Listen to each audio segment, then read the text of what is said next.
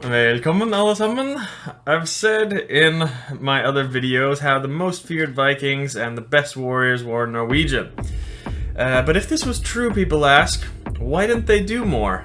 More specifically, why didn't they conquer as much as the Danes did, for example? The Danes conquered way more places in the Viking Age, and the Danish kings even ruled Norway for a certain time in the Viking Age. And I already said the Norwegians won almost every battle against the Danes.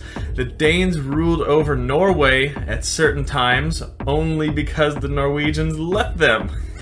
Now, Danes, please don't get angry yet, because I'm about to make you very happy, and what I'm about to say is going to piss off the Norwegians a whole lot more, but I'm telling you the truth, and I'm going to go over the sources about the Viking Age and what they say.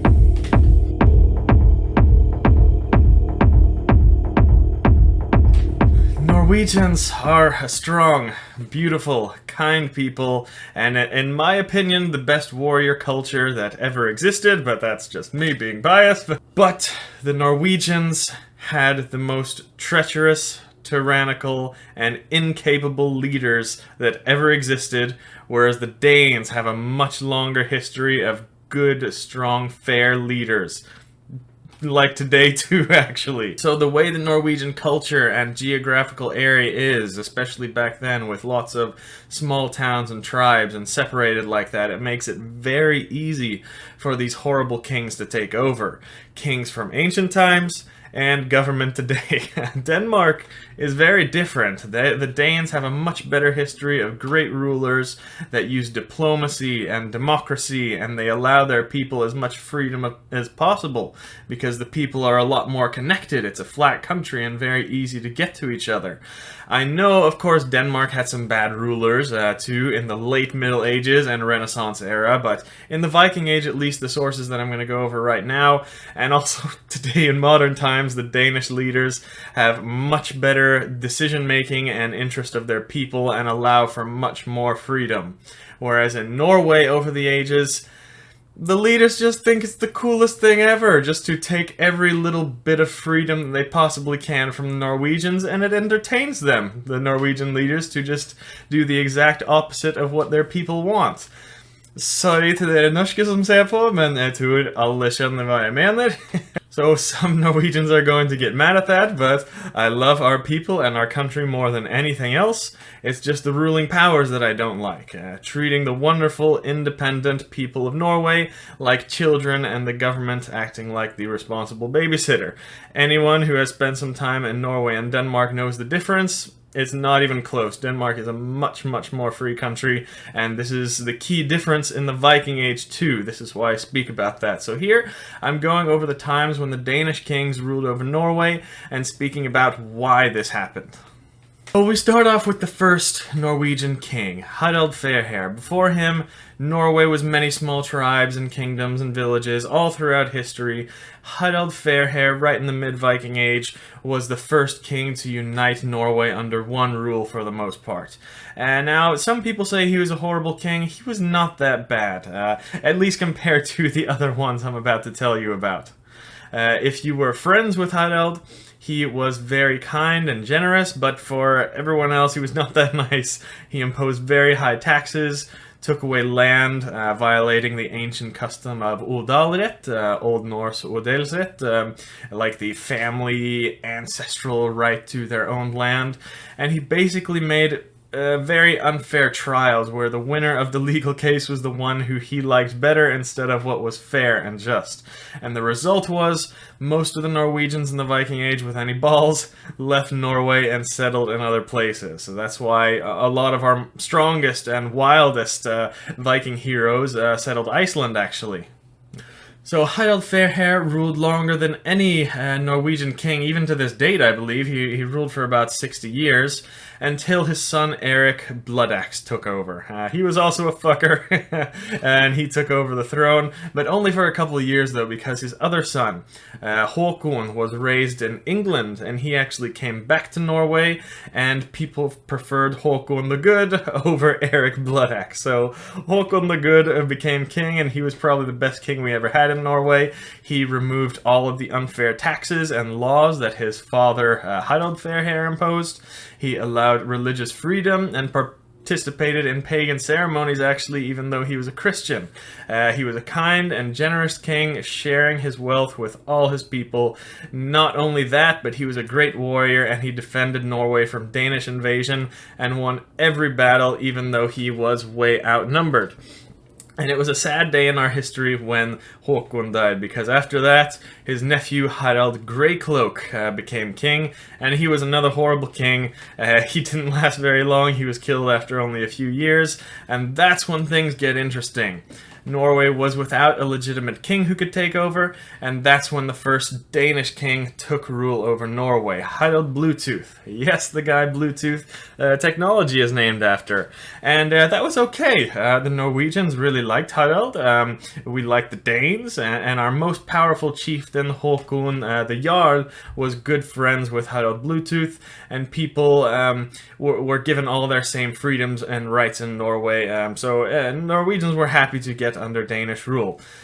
It didn't last too long. The sources say some different things, and we're not 100% certain, but it seems as though Harald Bluetooth submitted to the rule of the Holy Roman Emperor Otto II, and he forced Christianity and new law on Denmark. So Norway didn't like him anymore after that, and they sung songs about how cowardly he had behaved, and needless to say, they did not accept his rule anymore. I did a long video about that, you can check it out. So Norway was then without a king, until Olav Tryggvason came around, and he lied and tricked his way into people accepting him as king, and he sneakily assassinated any chieftains that had any loyal followers that could oppose him. And of course, he taxed the people and did all the bad things that kings before him had done. Not only that, but he forced Christianity on the whole country. Not only that, but he tortured and killed anyone who wanted religious freedom. I will say, though, okay, some of you guys like Olav Tryggvason. He really was an amazing warrior, very smart, strong, and he was actually brave until his last breath. So there are some good things about him, but a lot of bad. So it was a dark time in Norway for a few years there, but eventually the pagans who still had some balls, along with the Swedish and the Danish forces, met Olav Tryggvason in battle and slaughtered his army. This is the famous Battle of Svolder, like I've spoken about before. And Norway was free again. But we had no king. This brings us to our second Danish king that ruled over Norway, Swein Forkbeard. He was a son of Harald Bluetooth that forcefully took the throne away from his father because Denmark loved him, and they hated his father, actually. He was a great and strong man, Swein, and he allowed people their freedom, so the Norwegians loved him for this too. Also because Swein had helped defeat Olav Tryggvason at the Battle of Svolder, so the Norwegians were happy to take second Danish king, Swein Forkbeard. Again, the Danes ruled over Norway here because that's what the Norwegian people wanted. They did not conquer Norway. Swein was a Christian, on paper at least, and they actually converted all of the chieftains and rulers in Norway. They were baptized to avoid more wars, but they allowed religious freedom under Svein's rule, and it was a peaceful time. Fast forward 15 years, Swein dies, and another fucker named Olav comes to be king of Norway, and this is who we call Olav the Saint, or Olav Digre. He was not as bad as Olav Tryggvason. He forced people to be Christian and established strict law like that, but he wasn't torturing anybody. He was more peaceful, but he was very, very thorough. He used valuable resources and all of his time and the whole Norwegian army to travel to every little small village and make sure that the people there were not doing any pagan things. He would have probably been the Karen of the Viking Age, not Olav the Saint, but Karen the Saint, maybe. Anyway, needless to say, the Norwegians didn't like him, and he was eventually killed like all the other bad kings before him. This was at the Battle of Stiklestad, which leads us to the third and final time that a Danish king ruled over Norway, Knut the Great.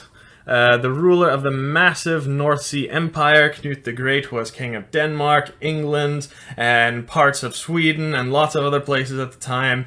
and he was living in England, and he was hearing what a horrible king Olav the Saint was being in Norway. So Knut was sending money and support to the kind of rebel Norwegian forces there, and he eventually invaded Norway to help the Norwegians overthrow King Olav so Knut could become king.